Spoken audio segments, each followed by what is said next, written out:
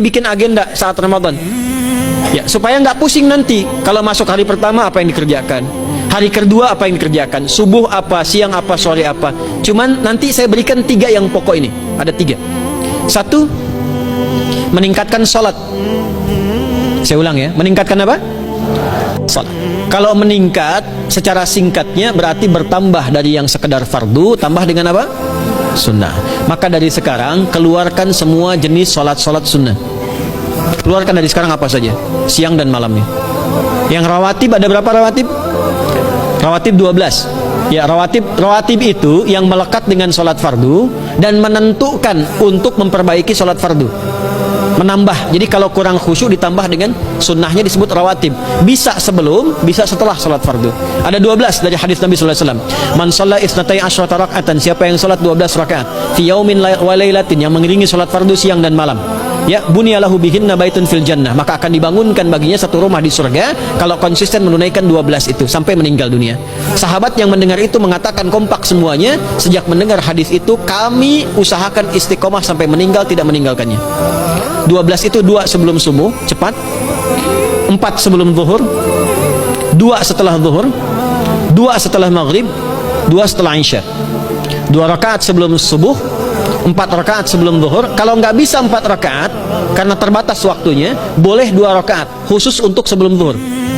Kalau nggak bisa 4, boleh berapa? 2. Dalilnya hadis Ibnu Umar radhiyallahu taala anhuma. Kata beliau, hafidtu asyra rakaatin, saya hafal 10 rakaat dari Nabi sallallahu alaihi wasallam salat sunnah. Maka menyebutkan sebelum zuhur 2 rakaat. Baik, jadi 12 ya. 2 sebelum subuh, 4 sebelum zuhur, 2 setelah zuhur, 2 setelah maghrib, 2 setelah isya. Ini yang disebut dengan rawatib. Jamak dari kata ratib. Di luar ini mutlak. Mutlak ini ada yang berdampingan dengan salat fardu, ada yang terpisah. Contoh yang berdampingan, 4 rakaat sebelum asar. 4 rakaat ini bukan disebut rawatib, tapi salat mutlak. Cuma waktunya berdampingan dengan salat fardu. Jadi dia nggak memengaruhi salat fardu, cuma punya keutamaan sendiri. Apa keutamaannya? Hadis Ibnu Umar radhiyallahu taala anhuma, ketika beliau menyampaikan qala Nabi sallallahu alaihi wasallam rahimallahu ra'an shalla qabla al-'ashri arba'an. Allah akan menambahkan rahmat pada orang yang terbiasa salat 4 rakaat sunnah sebelum salat asar. Jelas ya? Baik. Kemudian apalagi setelah itu? Salat di antara adzan dan iqamah. Ya, di antara adzan dan iqamah. Tahiyatul masjid. Apalagi misalnya salat duha. Duha dibagi 3. Awal duha itu kurang lebih 1,5 jam setelah salat subuh. Subuh sekarang misal 4:30, maka jam 6 muncul awal duha. Namanya syuruk. Saya ulang, salat apa namanya? Syuruk itu salat awal duha. Jumlah rakaatnya 2 rakaat. Man sallal ghadata fil jama'ati thumma yaqudu yadhkurullah subhanahu wa ta'ala fa yusalli rak'ataini fakana alaihi ka ajri umratin wa hajjin, ya ka ajri ummatin wa hajjin tamatan.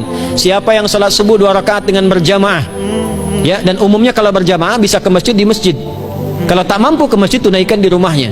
Setelah itu tidak beranjak dulu, dia duduk untuk berzikir kepada Allah. Zikir itu bisa baca Quran. Quran surah 15 ayat 9 itu Quran disebut dengan zikir.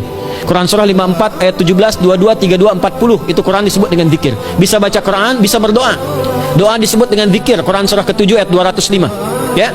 Bisa dengan apa lagi? Bertafakur, ya, mengaji, ta'lim, itu disebut dengan zikir. Ali Imran ayat 190 191. Alladzina yadhkuruna Allaha qiyaman wa qu'udan wa 'ala junubihim wa yatafakkaruna fi khalqis samawati wal ard. Ya, disebut dengan zikir. Bisa bertasbih. Zikir pagi petang, kalimat-kalimat thayyibah ada itu di Quran surah ke-4 ayat 103. Jadi habis salat subuh zikir dulu. Doa dulu, zikir dulu, belajar dulu, tafsir dulu. Setelah itu muncul syuruk. Perjalanannya disebut isyraq, melewati masyrik, 1 tombak bayangan, dia salat 2 rakaat, itu pahala salatnya senilai haji dan umrah. Sempurna. Bukan sudah haji, bukan. Mau kemana? Ibu mau haji dulu? Tidak. Ya, hajinya nanti bulan Dzulhijjah. Tapi senilai haji dan umrah itu 2 rakaat. Awal duha disebut apa? Syuruk. Pertengahan duha sekitar jam 9 jam 10. Jumlahnya 2 sampai 4 rakaat. Ya, 2 sampai 4 rakaat. Apa fungsinya? 1, mengganti seluruh zikir yang ada dalam tubuh kita. Mata berzikir, telinga berzikir, lisan berzikir, bisa diganti dengan 2 rakaat duha. Itu waktunya pertengahan duha. Kurang lebih dari jam 8, 9, 10 lah, kurang lebih 3 jam itu, ya. Yang kedua, bisa menghambat atau menghentikan, menahan satu musibah umum. Misal ada kebanjiran nih atau macet nih. Orang-orang kena macet. Bapak yang biasa sholat duha pertengahan itu tiba-tiba ditolong oleh Allah, dibebaskan. Tiba-tiba ada orang datang, Pak lewat sini di sana macet. Atau dibimbing ada kontraflow. Itu manfaatnya duha tuh. Yang pertengahan. Yang terakhir adalah akhir duha. Sekitar jam 10 sampai jam 11 menjelang ke zuhur. Ya, akhir duha itu jumlahnya dari 2 bisa 4 sampai 8 rakaat. Di antara manfaatnya bisa mempermudah datangnya rizki dengan izin Allah Subhanahu wa taala ketika ikhtiar. Itu duha. Nanti ke malamnya silahkan tahajud, tingkatkan tarawihnya sampai ditutup dengan witir.